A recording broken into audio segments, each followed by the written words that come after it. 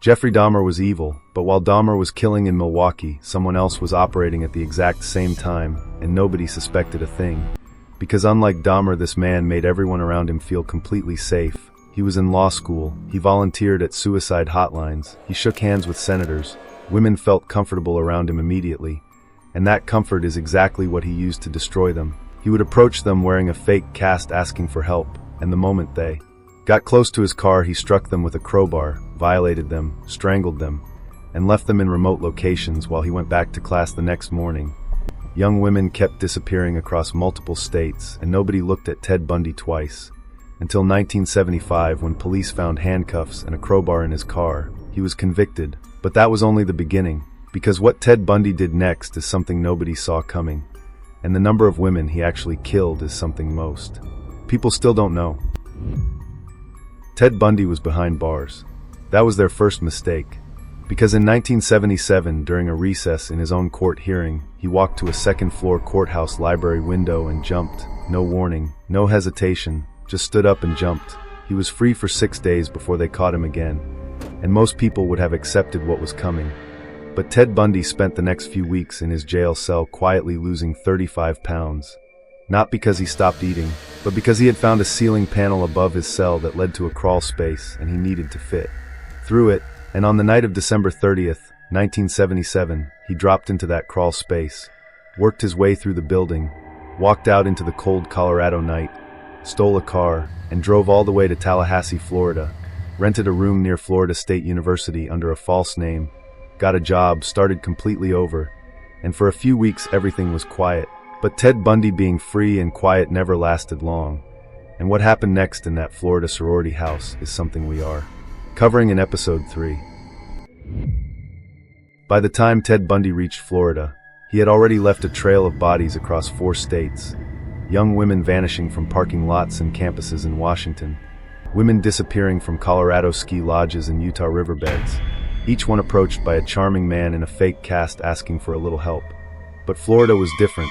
Florida was what happened when Ted Bundy had nothing left to lose. On the night of January 14th, 1978, he walked into the Chi Omega sorority house on the Florida State University campus while everyone inside was sleeping, attacked 4 women, killed 2 of them, and was gone before anyone knew what had happened. But he still was not done. Weeks later, he abducted and murdered a 12-year-old girl named Kimberly Leach, a child, and it was only after that police finally closed in. He was caught in February 1978 during a routine traffic stop, cooperative as always, calm as always, charming as always, but this time there was no escape, no courthouse window, no ceiling panel, no stolen car, just a man finally running out of road. And what happened when they put him in that courtroom is something we are covering in episode 4.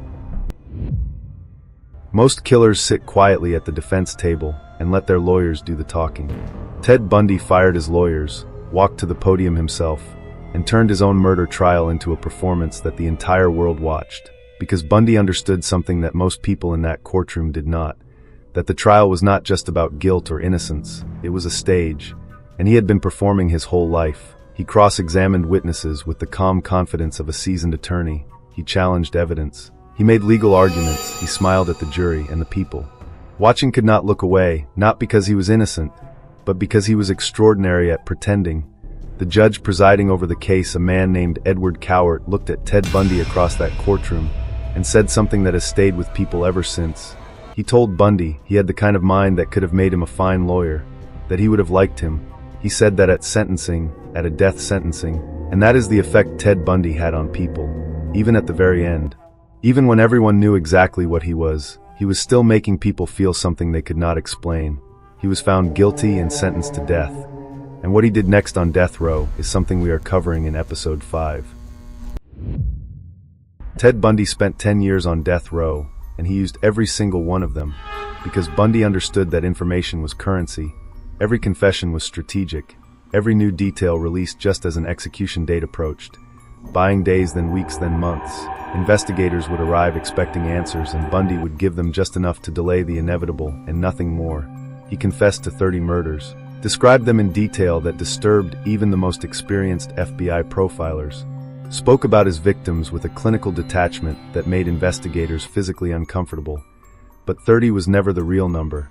Investigators who spent years mapping his movements across multiple states believe the real number is closer to 100, meaning somewhere out there are families who reported a daughter missing in the 1970s and never got an answer, never got closure, never knew their loved one was connected to the same charming law student everyone trusted, and Ted Bundy took those names with him deliberately and strategically right up until the very end. And what happened on the morning of January 24th, 1989 is something we are covering in episode 6. On the morning of January 24th, 1989, Ted Bundy woke up in his Florida death row cell for the last time. Outside, the prison crowds had gathered through the night, not to mourn, to celebrate. People held signs, set off fireworks, chanted outside the gates as the sun came up. And inside, Ted Bundy was finally out of confessions to trade, out of details to bargain with, out of time to buy. At 7 a.m., he was walked to the execution chamber, and the man who had charmed senators, fooled FBI profilers, and turned his own murder trial into a performance sat down in that electric chair, and for the first time in his life had nothing left to say. He was executed at 7:16 a.m. He was 42 years old, and Rule, the woman who had sat beside him at that suicide hotline and called him a friend, said she felt nothing but relief, not for herself, but for the families. And that is where the story of Ted Bundy ends, not with charm or calculation, but with a quiet morning in Florida and a crowd outside cheering for the women he took from the world.